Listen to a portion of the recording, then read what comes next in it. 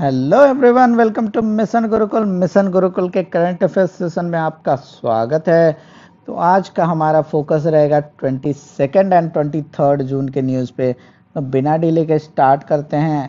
तो as usual हम लोग रिवीजन सेक्शन से स्टार्ट करेंगे और कुछ जो न्यूज़ जो रिवीजन सेक्शन में लाई करते हैं, क्योंकि हम लोगों ने उसके कंसेप्चुअल बेसिस पहले ही पढ़ लिए हैं और साथ ही साथ ये फिर से न्यूज़ में फोकस में आए हैं। और क्योंकि बार बार जो फोकस में आ रहे हैं तो उनको स्किप नहीं करना है, उनको रिवाइज कर लेना है ताकि वो आपके दिमाग में बैठ जाए।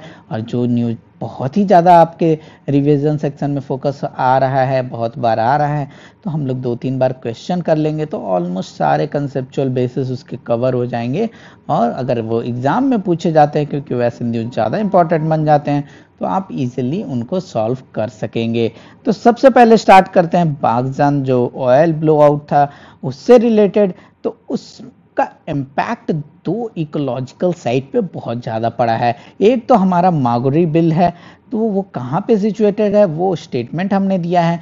जिनको ये सारे स्टेटमेंट पता है वो आप कमेंट करके बताइए, क्योंकि यूपीएससी में अगर कोई भी अगर नेशनल पार्क या बायोस्फीयर इनसे रिलेटेड अगर क्वेश्चन आ रहे हैं तो उनके लोकेशनल स्टेटस यानी उनके लोकेशन के बारे में अगर आपको पता है तो 50% चांस है कि आप इजीली उसको क्लियर कर लेंगे, क्योंकि लोकेशन से ही उसका क्लाइमेट और वेजिटेशन डिसाइड होता है। तो अगर लोकेशन पता है तो बहुत ही आसानी से आप ऐसे क्वेश्चंस कर लेते हैं। तो ऐसे न्यूज़ में अगर कोई भी चीज़ें आ रही है तो आपको रिवाइज कर लेना है या ध्यान दे देना है या तो फैक्ट बना के ऐड कर लेना है अपने नोट्स में। तो सबसे पहले देखते हैं मागुरी बिल। यहाँ पे स्टेटमेंट है कि ये अरुणाचल प्रदेश में है, हालांकि ये गलत है। जो ब्लो आउट हुआ है वो तिनसुकिया डिस्ट्रिक्ट में हुआ है और this was my first place of posting there also. मेरा पोस्टिंग सबसे पहले वहीं हुआ था तिनसुकिया में। तो इस ये एक आप लोग भी इससे याद कर सकते हैं, मेरे लिए तो याद करने के लिए एक इम्पॉर्टेंट फैक्ट है ही। तो ये क्या है, मागुरी बिल कहाँ है, असम में है। और साथ ही साथ आपका दिब्रू सैखोवा जो नेशनल पार्क है उस पर भी इम्पैक्ट पड़ा है। वो नेशनल पार्क भी है और बायोस्फीयर रिजर्व भी है और that is bounded by 2 reverse, Brahmaputra and Lohit river. तो इसमें डायरेक्टली भी क्वेश्चन आ सकता है कि कौन सा नेशनल पार्क है जो इन दो नदियों द्वारा बाउंडेड है। और असम के जो अदर नेशनल पार्क्स हैं वो हैं Kaziranga, Manas, Orang, Dibru Saikhowa and Nameri national parks. ये सारे असम में लाई करते हैं। तो सेकंड एंड थर्ड स्टेटमेंट गलत हो गया। पहला स्टेटमेंट में अरुणाचल प्रदेश की जगह पे असम होना चाहिए, तो इसका आंसर हो गया 2 और 3। नेक्स्ट क्वेश्चन पे चलते हैं। WHO मेंशंस, देखिए कल ही आज ही हमने डिस्कस किया था योगा डे। तो योगा डे क्योंकि बहुत ही ज़्यादा इंपॉर्टेंट टॉपिक है, क्योंकि बार बार न्यूज़ में भी आता है और सारे डिपार्टमेंट में ये मनाया जाता है। साथ ही साथ गवर्नमेंट का भी फोकस रहता है हमेशा से योगा डे पे। तो ऐसे इसको थोड़ा सा जो बहुत ही ज़्यादा इम्पॉर्टेंट है उसको आपको थोड़ा सा ज़्यादा डीप में जानने की ज़रूरत है। तो WHO मेंशन करता है yoga as means to improve health in its global action plan on physical activity. ठीक है, तो एक चीज़ और ऐड हो गया हमारे जो फैक्ट या नोट्स में था। और इसका क्या थीम रहा है, more active people for healthier world. तो ये स्टेटमेंट सही है।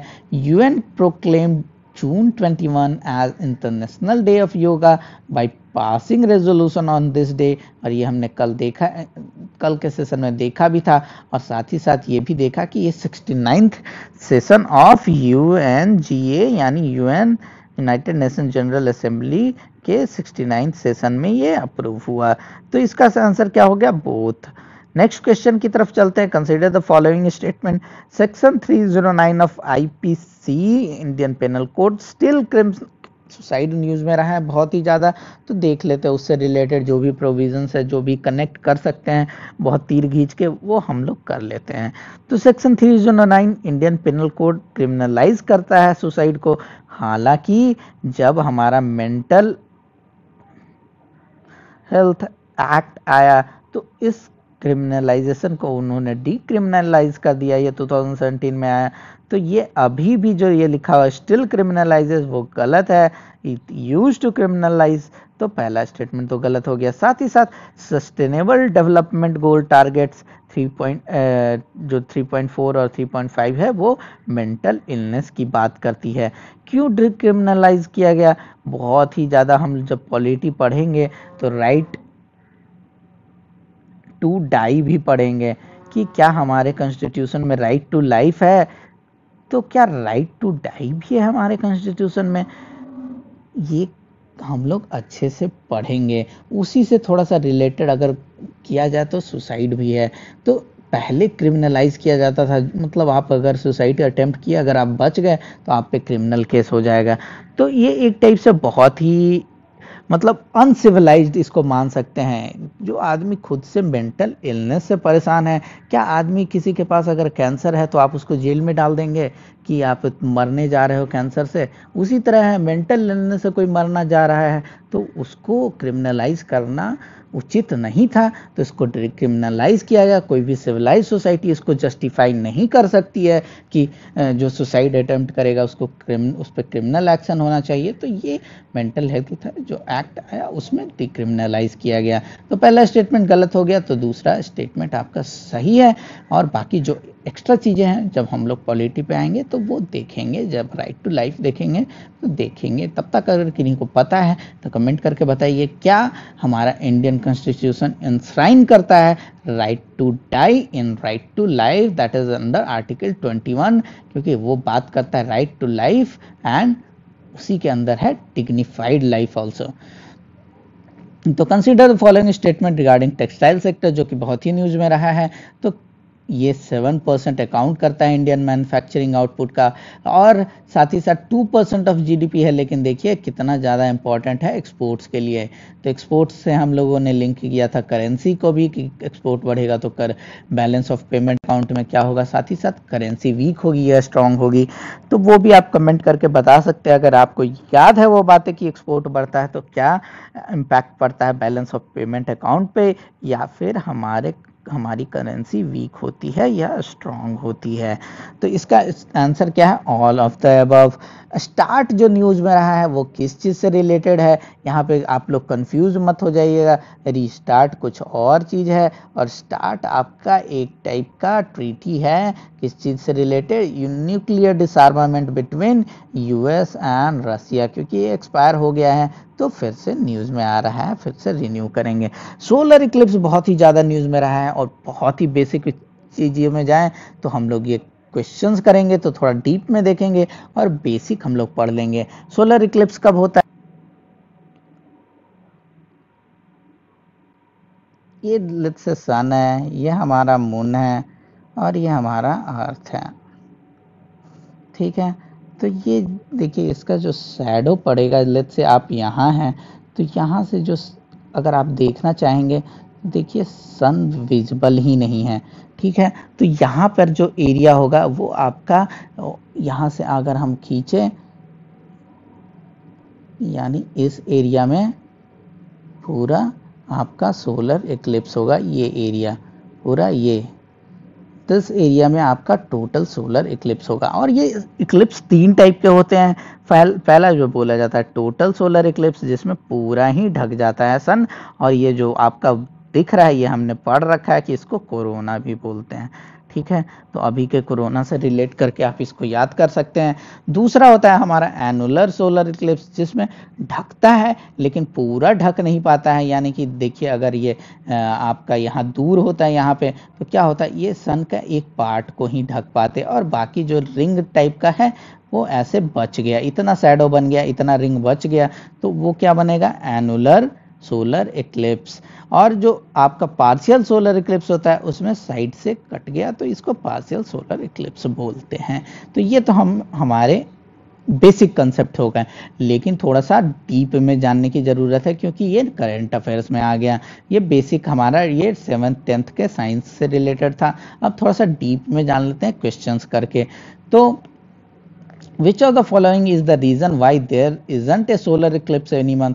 क्योंकि देखिए, जो आपने पढ़ा होगा कि अराउंड 28 डेज में जो मून है वो अर्थ के चक्कर लगा लेता है, तो हर 28 डेज में उसको बीच में आ जाना चाहिए सन के और अर्थ के बीच में। तो हर महीने क्यों नहीं होता है? हम लोग देखते हैं कि चंद्र ग्रहण जो पूर्णिमा होता है या फिर जो आपकी हिंदी में जो टर्म होता है अमावस्या, उसमें चांद दिखता नहीं है। क्यों नहीं दिखता है? तो चंद्र ग्रहण तो ऑलमोस्ट हर महीने लग जाता है, लेकिन आपका जो सूर्य ग्रहण है वो हर महीने क्यों नहीं होता है? तो उसका रीज़न ये है कि एक तो जो लूनर ऑर्बिट है वो इलिप्टिकल है। सबसे पहला रीज़न कि चांद तो हमारा बहुत छोटा है, तो वो उसको कास्ट करना शैडो ही बहुत बड़ी चीज़ है।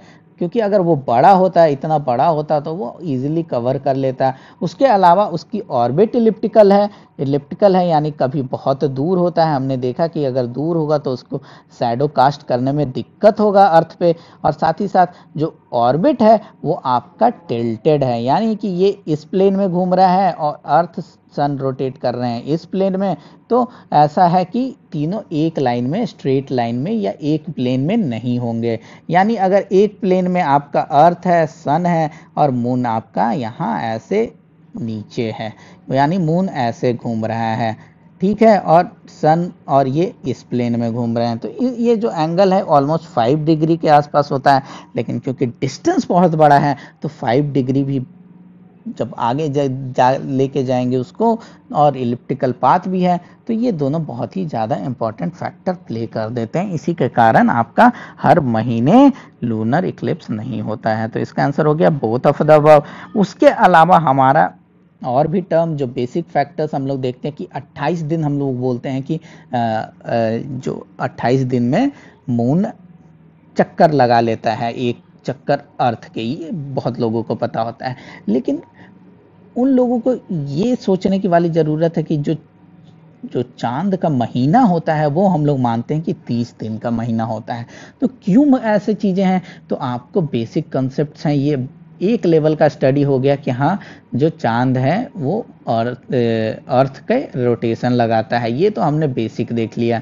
अब जब थोड़ा सा और डेप्थ में पढ़ेंगे हम, तो क्या देखेंगे कि अच्छा ये तो रोटेट कर रहा है लेकिन अर्थ भी रोटेट कर रहा है। तो हो सकता है कि ये जब रोटेट करके यहाँ आए तो अर्थ यहाँ मूव कर चुका होगा, तो एक टाइप से उसको सन और इसके बीच में आने में उसको और थोड़ा सा डिस्टेंस कवर करना होगा। तो उसी को बोला जाता है सिनोडिक मंथ। और ये हमारा क्या है? ड्रैकोनिक मंथ। इसी तरह से 4 मंथ्स के टाइप होते हैं, एक सिनोडिक मंथ, एक साइड्रियल मंथ, एक ड्रैकोनियन मंथ और एक एनोमलिस्टिक मंथ। तो आपका काम क्या है कि आपको बस फैमिलियर होना है, आपको इसमें दिमाग नहीं लगाना है बहुत ज़्यादा। आपको एक लाइन का डेफिनेशन, आपका ये असाइनमेंट रहा इस लेक्चर का कि आपको एक लाइन का डेफिनेशन ये चारों टर्म्स के देने हैं नीचे। हाँ, मैं बता दूं कि ये बोथ स्टेटमेंट सही है, क्योंकि हमारा एम क्या था? आपको इस क्वेश्चन के थ्रू कुछ सिखाना।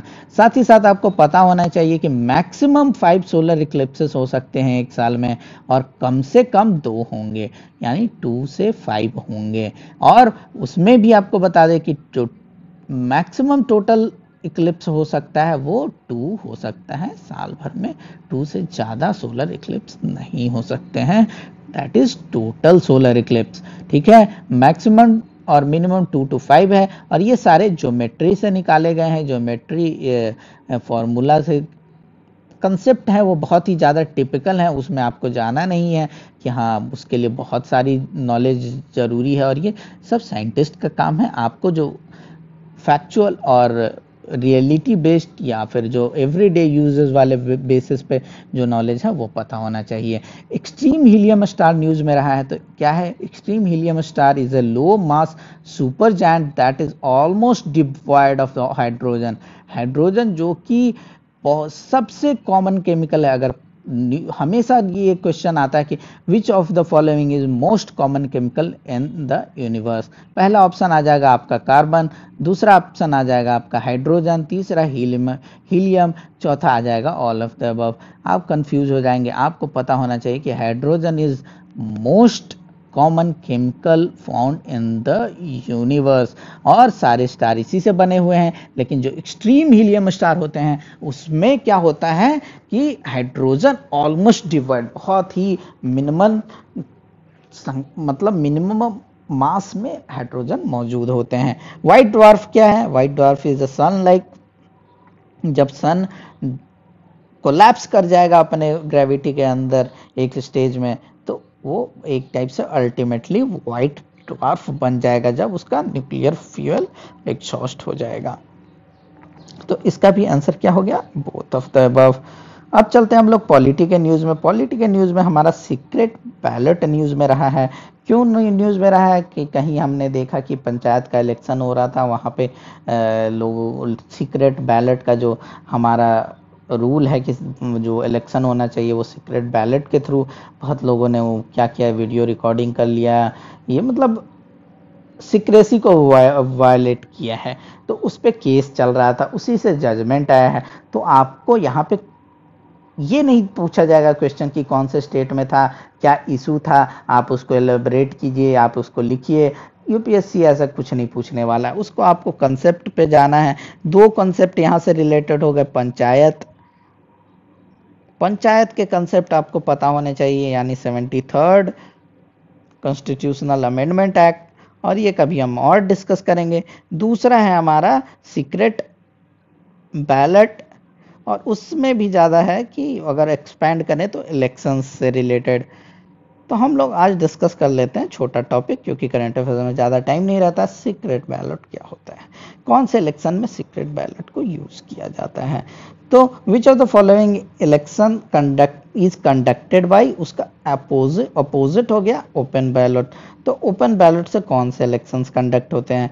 प्रेसिडेंट का आपका आर्टिकल इलेक्शन का है आर्टिकल 55, और उसमें डायरेक्टली लिखा हुआ है कि जो भी इलेक्शन होगा वो सीक्रेट बैलेट के थ्रू होगा। तो पहला स्टेटमेंट तो पहला तो ऐसे ही एलिमिनेट हो गया, तो ये एलिमिनेट हो गया, तो ये आपका चले गए। और अब ऑल ऑफ द अबव भी आपके चले गए, बचा क्या? 2 ओनली। तो आंसर क्या है? सिर्फ राज्यसभा का इलेक्शन जो होता है वो सीक्रेट बैलेट के थ्रू नहीं बल्कि ओपन बैलेट के थ्रू होता है।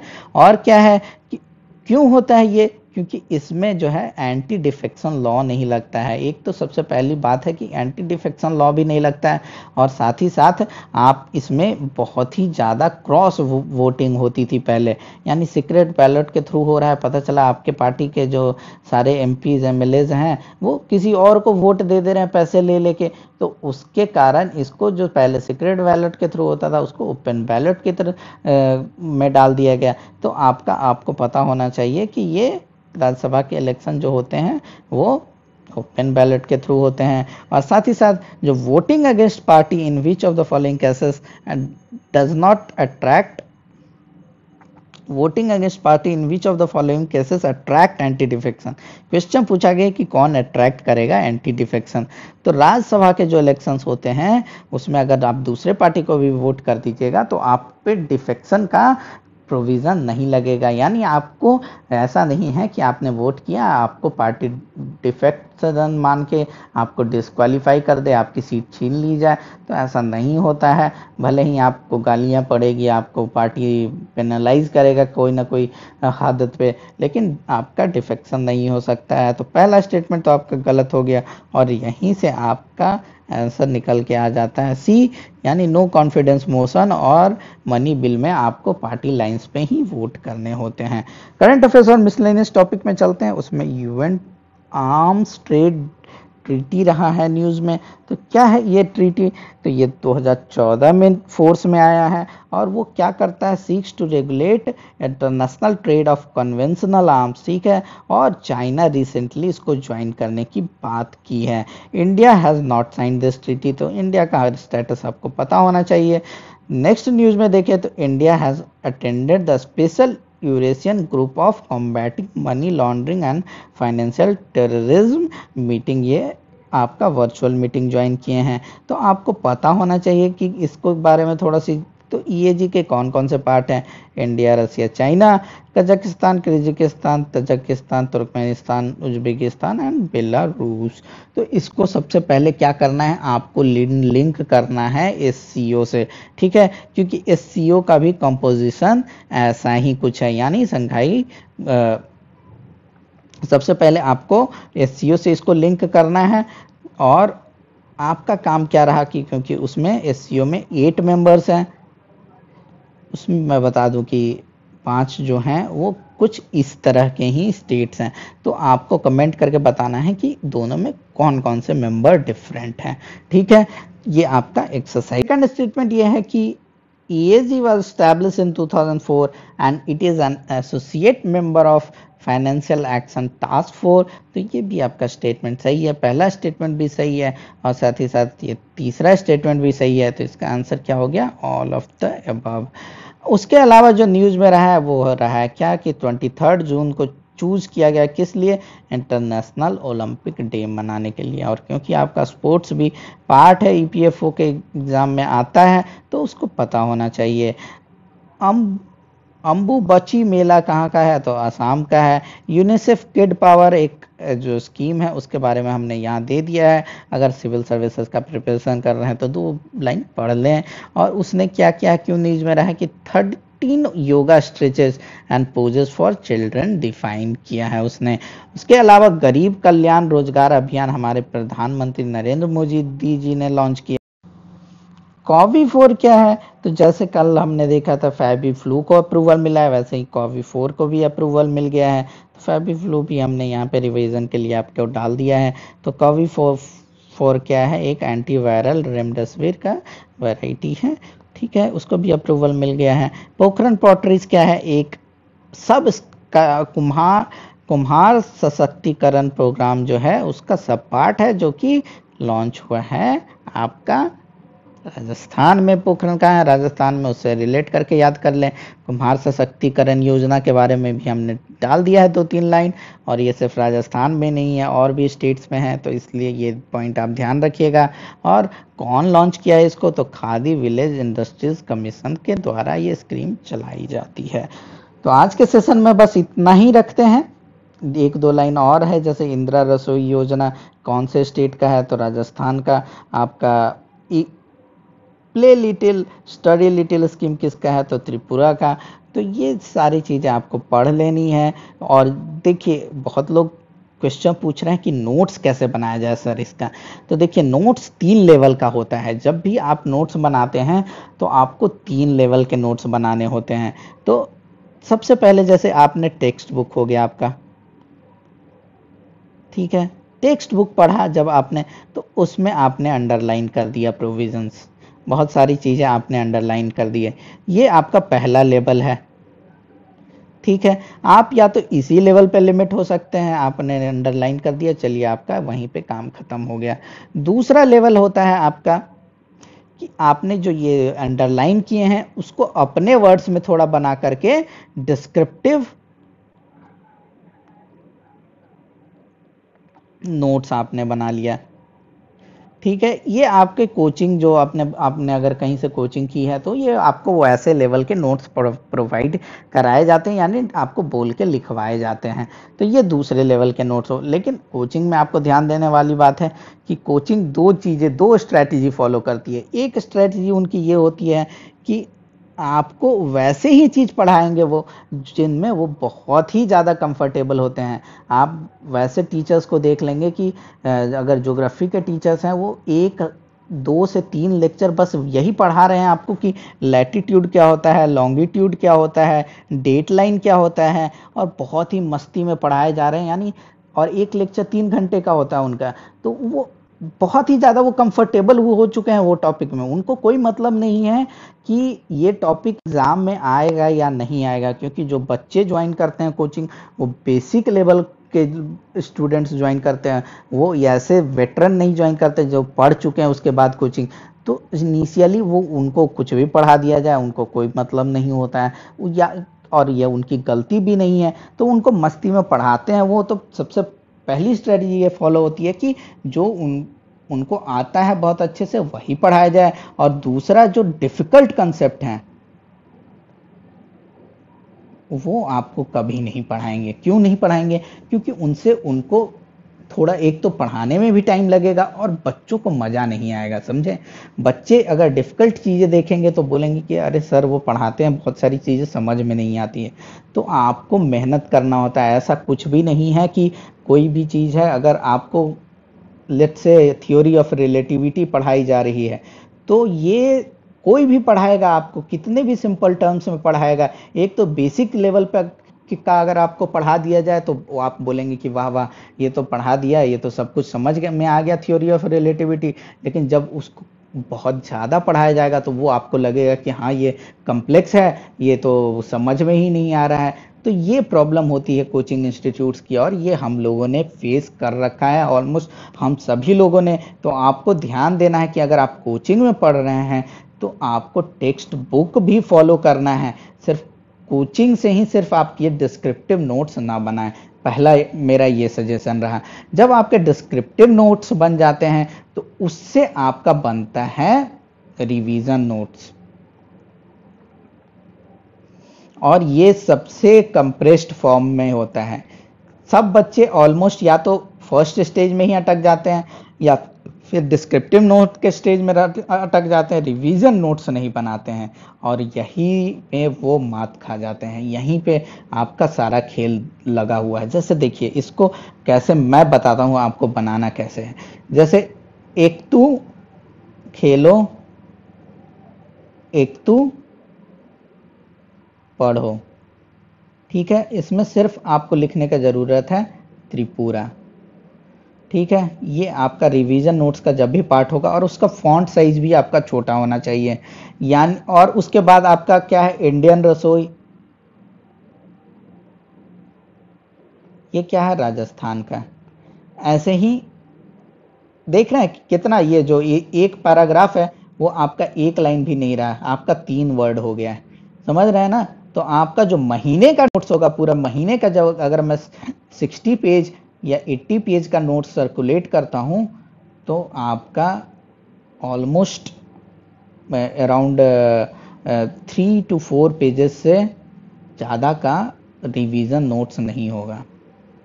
जो चीज़ें आपको बहुत ही अच्छे से पता है उसका आप रिवीजन नोट्स में कभी ऐड नहीं कीजिएगा। आपको स्पेस नहीं बढ़ाना है, आपको वही चीज़ें ऐड करनी है जो आपको लगता है कि आप फ्यूचर में भूल जाएंगे और आपको याद नहीं रहेगा। तो आपको पढ़ना है इसको, उसके बाद जब आपको दूसरी बार आप पढ़ने आएंगे तो आप कुछ चीज़ें भूल जाएंगे, लगेगा कि हाँ ये तो नया है। तो आपको वो चीज़ें रिवीजन नोट्स में ऐड करनी है, यानी रिवीजन नोट्स आपका सेकंड स्टडी में बनेगा। ठीक है? अगर आपने ये 3 काम कर लिया ना तो फिर आपको कोई नहीं रोक सकता है कोई भी एग्जाम क्लियर करने में। ठीक है? तो आपको इस तरह से बनाएंगे, इस तरह से अप्रोच रखेंगे। बहुत लोगों का कमेंट आ रहा था कि कैसे नोट्स बना जाए, इसलिए मैंने ये भी पॉइंट क्लियर कर दिया आपको। अगर वीडियो पसंद आए, अगर अप्रोच आपको सही लगे, अगर लगे कि हाँ ये शेयर करने वाली बात है तो इसको शेयर कर दीजिए। नहीं तो अगर पसंद आ जाए तो लाइक कर दीजिए, नहीं तो फिर अगर कुछ नहीं आया तो फिर ठीक है, आपको जहाँ से अच्छा लगे कंटेंट वहाँ से पढ़िए, लेकिन पढ़ाई में कोताही मत कीजिए। तो चलिए मिलते हैं डेली करंट अफेयर सेशन में फिर से नेक्स्ट सेशन में।